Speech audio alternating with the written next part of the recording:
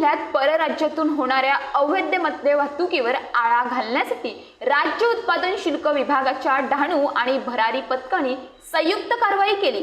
25 व 26 जूनला करण्यात आलेल्या या विशेष मोहिमेत 3 वेगवेगळ्या ठिकाणी धाड टाकून 150 बॉक्स विदेशी मद्य आणि 3 वाहने जप्त करण्यात आली।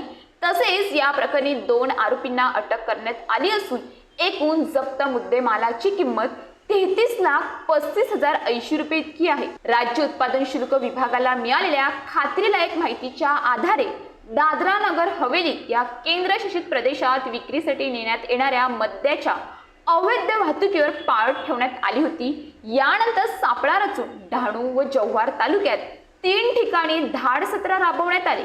यावेळी ठाकूरपाडा, दापचरी, अहमदाबाद महामार्ग, डहाणू, मेंढा पाटीलपाडा, ओझर रस्ता, जव्हार आणि जामसर हिरडपाडा रोड, जव्हार या 3 ठिकाणाहून एकूण 150 बॉक्स विदेशी मद्य जप्त करण्यात आले। तर 150 बॉक्स विदेशी मद्याची किंमत 10,35,080 रुपये असून सर्व मुद्देमालासह एकूण किंमत 33,35,080 रुपये इतकी आहे।